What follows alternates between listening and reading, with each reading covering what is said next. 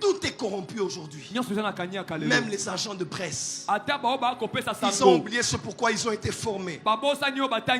Pour présenter la vraie information. Sans la diluer. J'apprécie M. Christian Lusakoueno. J'apprécie énormément. On a des journalistes de qualité qui devant un homme de pouvoir et d'opposition ont le même langage et qui savent rester dans l'éthique de leur travail. Il est l'exemple de plusieurs autres qui travaillent. Nouveaux journalistes, ne soyez pas à la solde des partis politiques. Parce que vous orientez la population ou vous la désorientez en fonction de ce devant quoi vous l'exposez. Moi j'ai vécu ça, ça fait quelque temps. Je n'ai jamais parlé de ça en public. Mais un homme qui est dans la politique voulait m'humilier. Il a appelé un de vos journalistes ici. Il a appelé, tout le monde connaît l'histoire à Kinshasa. Une histoire montée pour m'humilier. Nous venons d'un deuil et nous consolons la veuve. Et un homme vient, on veut juste m'humilier. L'église de réveil, bino de batuza kundima wana moni mususu asoki tatu soki Joël tatu la kisanga la photo soki ya mwana mbali wana jo. D'abord yo a une période obande ko bimisa bambongo na M-Pesa. Ovandi bozo bimisa bambongo na M-Pesa na ndako mutavandi bo bimisa le mbongo na M-Pesa. Joël tatu soki Joël tatu. Botiki biloko wana ekokite o divorça pasteur o ya divorça mwasi atikala tout ça eza droit na yo so boyokani na mama te mama akoko tikala bokabwana. Waze kwa nda alobaka na pesi waze kwa mbote yenda alobaka azola na biso na poto mobali mususu aboya na mwasi azomona ka mwasi abetela po bandolobaka ke mwasi wana epala nga zaka bia libanda bemba boka bwana na mwasi matanga ya bandeko bakufeli moto na bango bazolela bakena cimetière bato nyonso bavandi bazolela mwasi no ya kala po boboyana na ye bokabwana tina miso ya leta azape na kati ya matanga yo komi zuwa komi kodiabolizaka bato mosala nzamba apesi bino eza komema bato na lola. Comme na France na Belgique te za lola tika distraction église de réveil yango bozoko koloba na makambo te bino nde bozwa offrande bino nde bozwa dim siko na minito mboka ezopela bana besoin ya son de cloche na kendeke pas sonivia ye moi munene na église na moni quand même église évolue bozoko ka koloba te. J'ai dit OK malam OK il y a des hommes forts dans ce pays, ils ont l'argent, ils sont près du pouvoir. Merci. Et on appelle un journaliste. Vous connaissez. On donne l'argent. On dit constitue un dossier. On ramasse tout sur moi. Et se permet de me dénigrer en public. Je dis, je suis un parent. Je suis père spirituel de beaucoup d'autorités en Afrique. Mais on m'a dit, Joël, tais-toi. Le temps viendra. Les choses vont changer.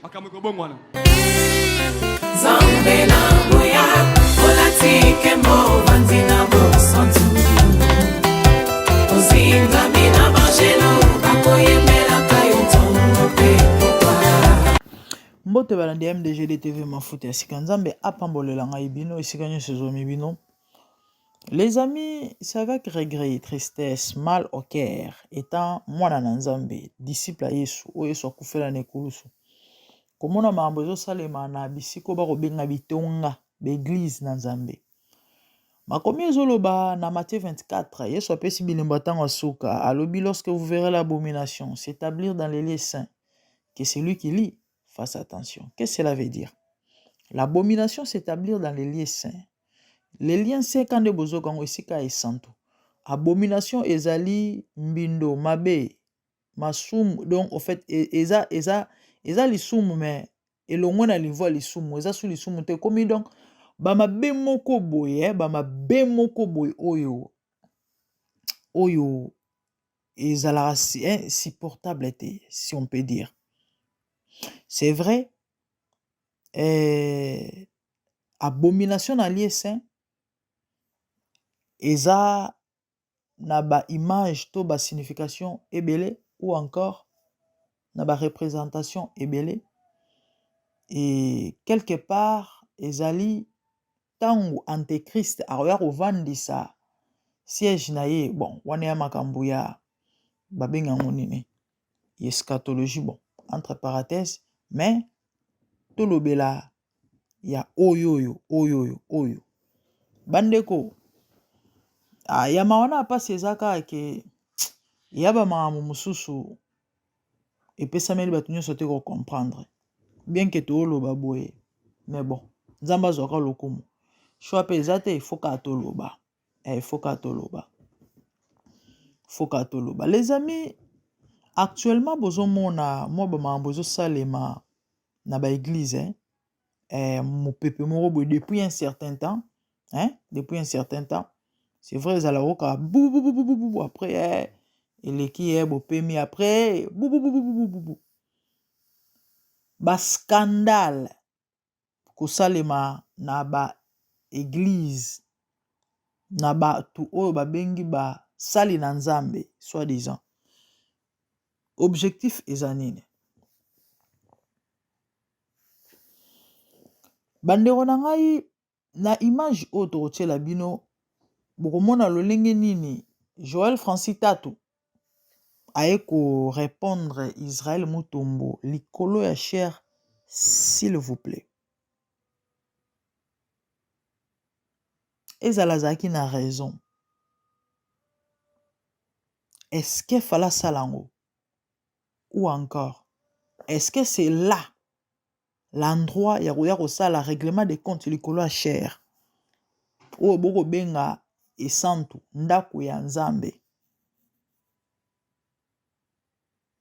babiloko bamugisha baza kosala je crois bolandi baémission comment est-ce que pasteur mugisha azokosala acharné to koattaquer voici l'homme jusqu'au point ya kozwa micro apesa bandimi na ye baloba na bayebisa pasteur François Mutombo azongisa mbongo na bango sino te akobela lisusu AVC mwana mwa moke oyo alobi na Kikongo parce que nga naloba Kikongo na Mokongo alobi pasteur voici l'homme mbongo wana eza ya biso ozongisa yango sino te AVC wana ekozonga lisusu. Les amis, vous pouvez imaginer nayebi te so bozomona degré to pe niveau ya bamakambo ya lolenga boye e makambo wana ezosalema pe na kati ya église pasteur moto azotolere to pa azotinda bandimi bakwako mwana ana moke akomanke respect na tata mokolo epuis akoloba malobo akoloba et pourtant voici l'homme akoza na bana ya mikolo na ye mwana wana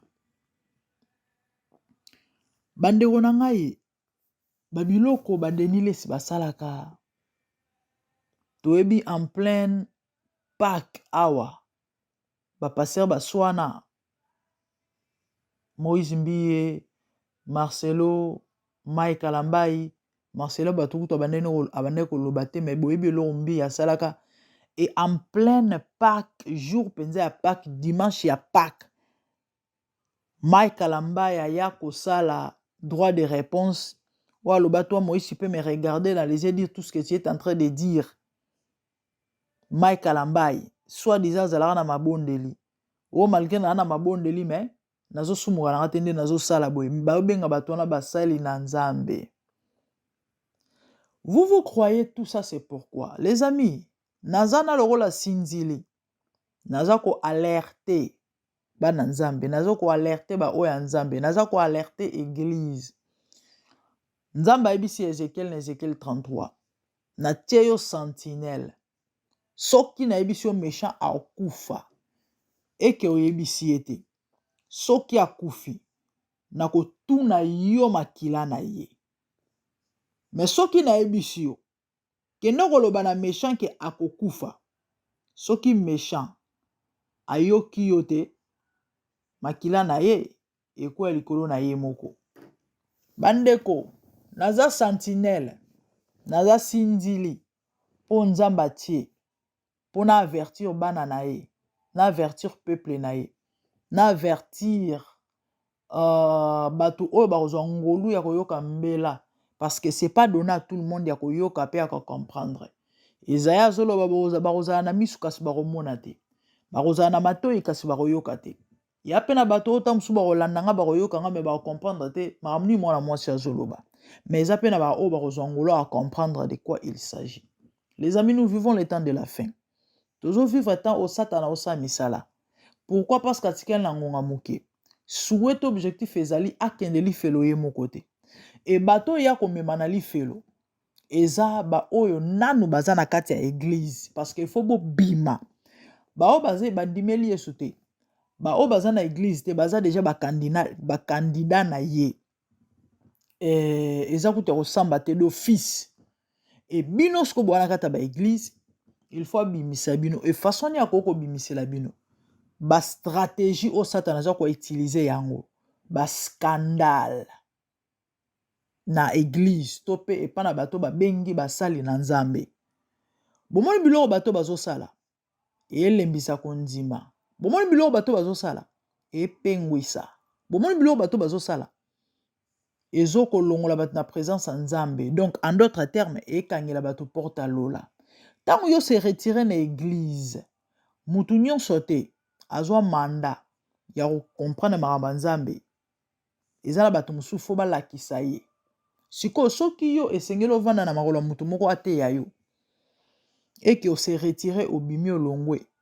esili obungi parce que ovanda na ndako obanda kosegare malembe a petit fait ti ozongela mokili na makambo ya mokili vie ya prière ekufa bible kuto totanga ngo kaso pasteur asengi na église tofungola siko ntango ose retire ovandi na église osani misusu kutu baokende plus loin to plus grave en faisant ceci ou en disant soki kutu pasteur osama makambo boye ngai o na nga pasteur te nasala yango te donc c'est que bato yo donc au fait bato bakoma penza tina niveau kolobaki nzambe aza te pourquoi parce que bato ba censé kolakisa bato nzambe bango baosala makambo oyo donc nayebi te eleka te ekoleka te esika ya esantu lie saint ndako ya nzambe bazobenga ngo na lingala bota makambo ezoleka na bandako ya nzambe bota baskandale bapaster baosala bota badega botala makambo ezoleka na baeglize bato baosambela ndenge nini bato baobongola mitema ndenge nini ndeko na ngai yo ozwi libakwa kolanda ngai vana yo bato wana bozomona ils n'ont jamais été serviteurs de Dieu baza basali ya satana me balati kombo ya Yesu balati kombo ya nzambe pourquoi parce que satana se déguisaka soka ya lobino ke nga satana okima il faut alata pour soi-même mais na kati azali loup ravisseur na kati azali nkosi mais yo ozomona libanda meme nde biloko bato wana bazosala tels qui sont là so lelo ba se déclarer comme ça ouvertement que toi basali ya satana bookima il faut se déguiser sikoyo eloko ezobimisa bango polele ya misalo bango baosala eza clair ezokofunda ezolakisa ke mwana na nzambe akosala ngo te 1 Jean je crois na chapitre 3 tanga ngo nyonso bible eza clair elakisi biso différence entre mwana na nzambe na mwana satana linga passage o makasi bible elobi eloko ezokesenisa mwana nzambe na mwana nzambe te eza semence oyo eza kati na bango semence ya nzambe epermettre yo te to mpe ekotinda yo te na masumu par contre ya satana etindo na mabe bomoni bato semence oyo eza kati na bango nde moto ezotinda bango basala bamakambo baosala ils n'ont jamais été serviteurs de Dieu pour votre information siko bato batondi na baeglise na bango baza tellement na se ya envoûtement ke do milinga aomona ta azoyeba te récemment na osala émission on expliqué bino comment l'envoûtement travaille envoûtement et travaille neti mutu wana kwiti ya masanga moso mutu wana kwiti azozwa le contraire ya makambo libulu aotya lokolo aozinda mais par contre mutu wana baeta normo aotya te po ayebi ke eya libulu c'est ça mais kaka oyenda koloba na mutu akenda na église ya mugisha to ya Joel Tatuke pasteur na yo aza ndoki aofinga yo akobeto makofi mpo na nini envoûtement bandeko soyez sur vos gardes ou encore soyons sur nos gardes parce que temps eza sauté moment wa perdre eza sauté ya bima na distraction bima na bafutilité bima na bapolémique ezanga ntina bima na bainsulte bimana maamba mokili o parce que Bible zoloba muto se faire ami à monde aza ami à monde aza ennemi à Nzambe. Le monde c'est un système. Tout ce que nous voyons là c'est un mode makambo nyonso kohonore Nzambe te oyo ezwi ampleur actuellement bato banormalize bakomisi yango légal l'homosexualité le lesbianisme na bamakambo nyonso ya salite ya mabe ya botutu ya soni ya mbindo tokomona. C'est ça le monde, un système. Yango na kosenga mpe na koloba na yo yo na ondimeli Yesu te ndimela Yesu. Yo okendaka église kokende église eza synonyme ya koyeba Nzambe te to ya kokota lola te. Rassure-toi que relation na yo na Nzambe eza bien. Obangaka ye kobanga Nzambe veut simplement dire kosala malamu koboya mabe. Tango ozobanga Nzambe oza moto esengo me tango obanga Nzambe te yeba kwa malere po na tanga suka bawanga na yo. Bande onanga Bible zoloba sortez des milliers de bobima na kati ya bato lolenga boye wana capacité ya kobondela pe ya koyoka Nzambe eza sous-tante oyo faut odépendaka na pasteur to na prophète moko yo moko oza prophète à vie na yo so obondeli Nzambe koyoka ya oyanola yo bimaka nde na distraction luka communion intimité na Nzambe ezala profond sambelaka mingi tangaka mingi Bible yango nde moto kopesa esprit na makasi muscle ya comprendre ba révélation ya koyoka Nzambe pe ya otosa ye tokomi na biso na suka ezalaki scandale ya Joël Tatu likolo ya cher ya koya korépondre Israël Mutombo ya makambo soni ya makambo pe ya pasi ata soki azalaki na raison akoya kokoma na niveau wana te siko nga natunake kibomwana na Nzambe na bango yango eza wapi même eloko mai kalamba ya salaki soit disant bazokosele makambo. Mais pourquoi ne pas laisser Dieu te justifier? Bible ezoloba vengeance na rétribution ezalaka ya Nzambe. Nini baloba te pona Yesu? Mais Bible elobi na biso nyonso toyebi ke Yesu atikala kosumuka te.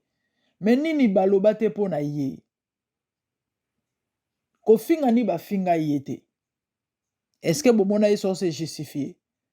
Bino botanga la Bible. Est-ce que bomona na passage moko Yesu atelemi? Bazoloba kutu nga naza boye. Mais nga na yebi na nga mwana Nzambe. Bolanda bango te eza te. Muto justifiera bato eza Nzambe. C'est vrai, toi bato. On peut parler un temps to ko pe ko se terme et ko pe ko arriver to loba. Mais moment, endroit est important. Et si quand nous avons un droit de réponse, yo mosali na Nzambe to mwana Nzambe et puis makamuni ozoloba. Et puis na temps nini. Bible zoloba, gardez silence, hein? Moi, je combattrai. Passage mon Isaïe le bara, votre salut sera dans le calme et dans la confiance. C'est vrai, ça fait mal lorsqu'on nous critique injustement, mais cela ne nous donne pas droit, étant enfant de Dieu, il y a aucune réplique. Tout le droit de réponse, il y a lolenga boye. C'est quoi ça? Na chair. Et à mamingi. Ils a passé. Ils a passé. Ils a passé bande konangai. Ils a mamingi. O nyonso pona nini? Pona kobungisa milimo. Mais nzamba batela biso. Nzamba sunga biso. Certainement, au comprendre que le Seigneur te bénisse. Bande onazo chité. Bonde la nzamba orienté au église ni amalamo no samela parce que c'est important de communier avec les autres. On ne peut pas parler de faux sans parler de vrai. To vivre temps ivre na bleu. Bleu zali. Ba vrai baza bien que bazé belete. Ba fondé ba leki. Et on a ebisa batu ba kota église ngulu te. Peu importe le lengo zo monela mosali yango ya Nzambe. To église yango forme nango.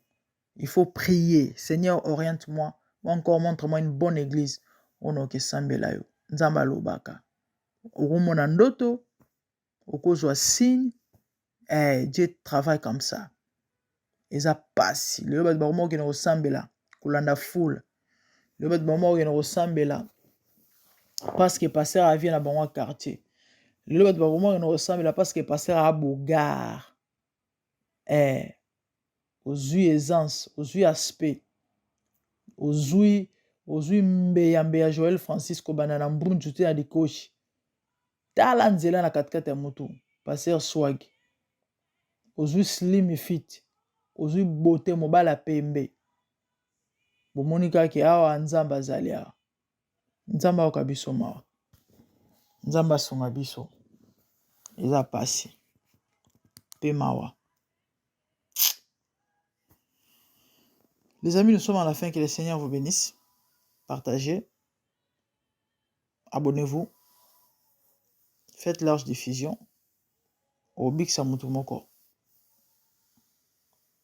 Sans toutefois, il y a des gens qui ont pambouloté dans l'école. Donc, comme il y a besoin de souka, quant à moi, dans mon vidéo, dans le prochain numéro, pour aller les amis, to souka awa. Nous avons pambouloté, merci. Tout est corrompu aujourd'hui. Même les agents de presse. Ils ont oublié ce pourquoi ils ont été formés. Pour présenter la vraie information. Sans la diluer. J'apprécie M. Christian Lusakoueno. J'apprécie énormément. On a des journalistes de qualité qui devant un homme de pouvoir et d'opposition ont le même langage. Et qui savent rester dans l'éthique de leur travail. Il est l'exemple de plusieurs autres qui travaillent. Nouveaux journalistes, ne soyez pas à la solde des partis politiques. Parce que vous orientez la population ou vous la désorientez en fonction de ce devant quoi vous l'exposez. Moi j'ai vécu ça, ça fait quelque temps. Je n'ai jamais parlé de ça en public. Mais un homme qui est dans la politique voulait m'humilier. Il a appelé un de vos journalistes ici. Il a appelé, tout le monde connaît l'histoire à Kinshasa. Une histoire montée pour m'humilier. Nous venons d'un deuil et nous consolons la veuve. Et un homme vient, on veut juste m'humilier. L'église de réveil oyo bino de bato boza kondima wana moni mususu asoki tatu soki Joël tatu lakisaka la ba photo soki ya mwana mbali wana jo. D'abord yo a une période obande ko bimisa bambongo na M-Pesa. Ovandi bozo bimisa bambongo na M-Pesa na ndako mutu avandi bo bimisa le mbongo na M-Pesa. Joël tatu soki Joël tatu. Botiki biloko wana ekokite o divorça pasteur oyo a divorça mwasi atikala tout ça eza droit na yo so boyokani na mama te mama akoko tikala bokabwana waze kwa nda alobaka na pesi waze kwa mbote yenda alobaka azolanda biso na poto mobali mususu aboya na mwasi azomona kaka mwasi abetela po bandolobaka ke mwasi wana epala nga zaka bia libanda bemba bokabwana na mwasi matanga ya bandeko bakufeli moto na bango bazolela bakena cimetière bato nyonso bavandi bazolela mwasi no ya kala o boboyana na ye bokabwana tina miso ya leta azape na kati ya matanga yo komi zuwa komi kodiabolizaka bato mosala nzamba apesi bino eza komema bato na lola za komema bato na lola komema bato na France na Belgique te eza lola tika distraction église de réveil yango bozoko koloba na makambo te bino nde bozwa offrande bino nde bozwa dim siko na minito mboka ezopela bana besoin ya son de cloche na kendeke pas sonivia ye mwa munene na église na moni quand même église évolue bozoko ka koloba te. J'ai dit ok, ok, il y a des hommes forts dans ce pays, ils ont l'argent, ils sont près du pouvoir. Merci. Et on appelle un journaliste, vous connaissez, on donne l'argent, on dit constitue un dossier, on ramasse tout sur moi. Et un se permet de me dénigrer en public. Je dis, je suis un parent, je suis père spirituel de beaucoup d'autorités en Afrique. Mais on m'a dit, Joël, tais-toi. Le temps viendra, les choses vont changer. Aujourd'hui, 2 ans après, regardez où je suis. Et ce n'est pas fini. Dieu est Dieu dans ce pays.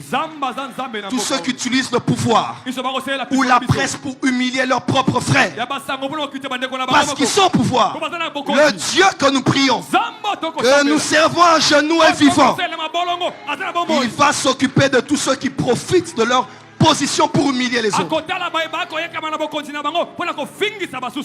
Je n'ai jamais en parlé. Mais c'est des histoires qui se font contre moi ou contre tant d'autres personnes. On t'envoie 1000. On t'envoie un 500. On te dit fais-le. Et tu viens. Tu parles de moi. Mais toi, c'est Joël. Quoi? Un jour, je l'ai rencontré à l'hôtel Rotana. Il n'ose même pas me regarder. Moi, Joël. Ça m'a brisé. Dieu m'a brisé. Parce que j'ai les médias aussi. Je peux aussi répliquer très fort. Mais je suis un enfant de Dieu. L'humilité précède la gloire. Des fois, il faut se laisser qu'on t'écrase. Et un jour, quelque part, on se verra. On se verra. La terre tourne, il ne faut jamais oublier. Les forts d'aujourd'hui étaient les faibles d'hier. Les faibles d'aujourd'hui peuvent être les forts de demain. Quand Dieu vous élève, soyez humble. Quand Dieu vous positionne, c'est une grâce. Il y a un peuple qui dépend de vous. Il y a un agenda national qui dépend de vous. Il y a un agenda présidentiel qui dépend de vous. Mais derrière, il y a des choses qui se font. Il y a des choses qui se font. Et quand on fait le bilan à la fin, on ne l'attribuera pas aux collaborateurs. On l'attribuera au leader. Pas parce qu'il a mal fait forcément, mais parce qu'autour, il y a eu la corruption systématique. Et qu'on va faire, on va regarder comment évoluer les travaux. On réalise que rien n'a été fait. Les élections arrivent. Soyons sages. Je disais bien, soyons sages. Au divorça, pasteur ou a divorça. Moi c'est atikala tout ça. Ils ont droit na yoso boyokani na mama te mama koko tikala bokabwana. Waze kwa nda lobaka na pesi waze kwa mbote yenda lobaka azola na biso na poto. Mobali mususu aboya na mwasi azomona ka mwasi abetela po abando lobaka ke mwasi wana epala nga zaka bia libanda bemba. Bokabwana na mwasi. Matanga ya bandeko bakufeli moto na bango bazolela bakena cimetière.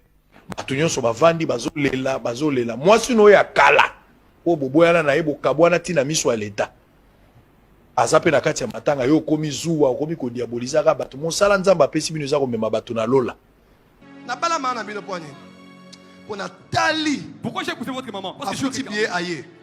Elle a payé son billet aillé. Elle est venue. A foutu billet aillé. Na bi on change pour n'angater. C'est lui qui sera ma chance. Ce n'est pas l'argent qui me manque pour moi. de lui payer le billet. Mais disait je viens. Elle paye, elle achète, elle vient. Elle paye, elle vient. Elle paye. Quand elle vient là, oh je t'ai acheté un petit ceci. Je t'ai acheté un petit cela. Parce que moi j'étais très donné. Mais avec les blessures de la vie, je me suis retiré. Je commence à observer. Elle-même, elle donne. Je dis, là on va s'entendre. Nous sommes au banni. Oh, l'aide de beauté, si la qui. L'aide de beauté. Recharger Naï.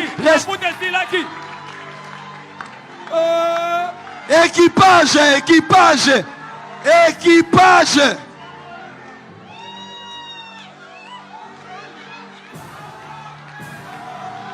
Avance, papa. Sacola, papa. Et je vous dis, hein, ma femme ne m'a jamais demandé l'argent. Moi, si nango komo na bonzenga oyo, atika jamais. Mbongote. Asenga mbongote. Elle m'a jamais demandé l'argent. Paninga abeta kata maboko.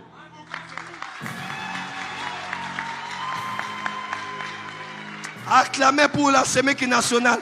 Bete la Séméki nationale maboko. Jamais demandé l'argent. Asenga mbongote. Oh non, donne-moi un peu. Non. Mais parce que j'ai vu, non.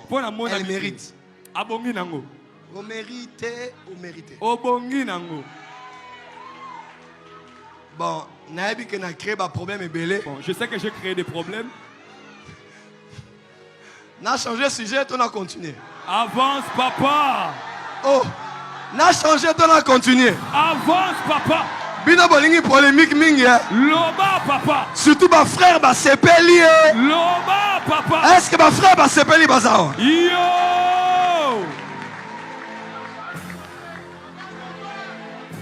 Ce n'est pas mauvais. Et ça m'a bêté. Aider, c'est pas un problème.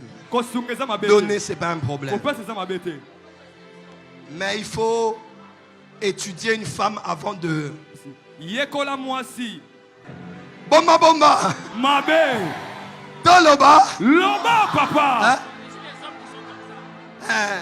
Mais il y a aussi des hommes qui sont comme ça. Mario, Mario, Mario. Mario.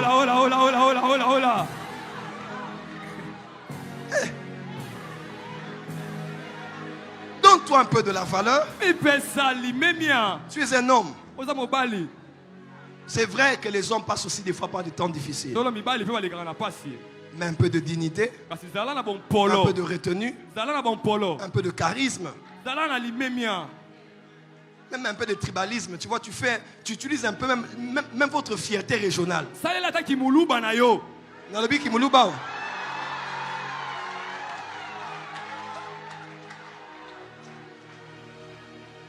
C'est la vérité. Tu es un homme et tu demandes. Ta condition principale, est-ce qu'elle en a? Donc toi, tu n'aimes que les femmes qui ont l'argent. Tu vas les flatter avec des paroles, des comptes en banque que tu n'as jamais eu, de l'argent bloqué qu'on doit te payer qui n'a jamais existé. Ces derniers temps, on ne me paye pas. En tout cas, gouvernement Bakangi. Je n'arrive pas à comprendre. Le gouvernement est plus libéral. Tu n'as pas. Présente-toi tel que tu es. Tatu soki Joël tatu lakisaka la ba photo soki ya mwana mbali wana jo. D'abord yo a une période obande ko bimisa bambongo na M-Pesa. Ovandi bozo bimisa bambongo na M-Pesa na ndako mutavandi bo bimisa ile mbongo na M-Pesa. Joël tatu soki Joël tatu. Botiki biloko wana ekokite o divorça pasteur oya divorça mwasi atikala tout ça eza droit na yo so boyokani na mama te mama akoko tikala bokabwana. Parce que vous orientez la population ou vous la désorientez en fonction de ce devant quoi vous l'exposez. Moi j'ai vécu ça fait quelque temps. Je n'ai jamais parlé de ça en public. Mais un homme qui est dans la politique voulait m'humilier. Il a appelé un de vos journalistes ici. Il a appelé, tout le monde connaît l'histoire à Kinshasa. Une histoire montée pour m'humilier. Nous venons d'un deuil et nous consolons la veuve. Et un homme vient, on veut juste m'humilier. J'ai dit ok. Ok. Il y a des hommes forts dans ce pays. Ils ont l'argent. Ils sont près du pouvoir. Merci. Et on appelle un journaliste. Vous connaissez. On donne l'argent. On dit constitue un dossier. On ramasse tout sur moi. Et un père se permet de me dénigrer en public. J'ai dit, je suis un parent. Je suis père spirituel de beaucoup d'autorités en Afrique. Mais on m'a dit, Joël, tais-toi. Le temps viendra. Les choses vont changer. Aujourd'hui, 2 ans après, regardez où je suis. Et ce n'est pas fini. Dieu est Dieu dans ce pays. Tous ceux qui utilisent le pouvoir ou la presse pour humilier leurs propres frères, parce qu'ils sont au pouvoir, le Dieu que nous prions, que nous servons à genoux et vivants, il va s'occuper de tous ceux qui profitent de leur position pour humilier les autres. Je n'ai jamais en parlé. Mais c'est des histoires qui se font contre moi ou contre tant d'autres personnes. On t'envoie 1 000, on t'envoie un 500, on te dit fais-le. Et tu viens, tu parles de moi. Yokutu Joël Wana. Mais toi c'est Joël. Quoi? Un jour je l'ai rencontré à l'hôtel Rotana. Il n'osait même pas me regarder. Moi Joël. Ça m'a brisé. Dieu m'a brisé. Parce que j'ai les médias aussi. Je peux aussi répliquer très fort. Mais je suis un enfant de Dieu. L'humilité précède la gloire. Des fois, il faut se laisser qu'on t'écrase. Et un jour, quelque part, on se verra. On se verra. trop cette phrase, c'est le Congo qui gagne. Que ce soit un chrétien ou un païen, appelez-les comme vous voulez, un chrétien ou un musulman, un des chrétiens du pays ou de la diaspora, un musicien de la musique séculière ou même de la musique chrétienne, il y a un moment, il faut mettre un peu les chrétiens à côté. Quand je dis ça, quelqu'un m'a coupé. On est chrétien tout le temps. On est chrétien tout le temps. Papa, je suis chrétien et je suis congolais. Maître Gims est une fierté pour ce pays. Datsou est une fierté pour ce pays. Fally Ipupa est une fierté pour ce pays. Inosbi est une fierté pour ce pays. Oui. Parce que certains pays ne connaissent pas vos pasteurs. Ils connaissent vos acteurs culturels. Inosbi est une fierté. Quand je dis ça à la musique, arrêtez vos prédications de n'importe quoi là. C'est le Congo d'abord. C'est le Congo d'abord. Qu'ils soient musulmans ou chrétiens, c'est le Congo d'abord. Qu'ils soient de l'UDPS ou de l'UNC, du PPRD ou de la Mouka. S'il est congolais, c'est mon frère. C'est mon frère. J'ai dit Moïse Mbiye. Il dit ah bon, j'ai dit oui. Et j'ai même dit à Moïse, j'ai dit Moïse, tu es le meilleur que nous avons. C'est une fierté. Que tu l'aimes ou pas, tu vas chanter sa chanson. Si tu l'aimes pas, mais tu vas écouter sa chanson. C'est le Congo d'abord. Congo nanou.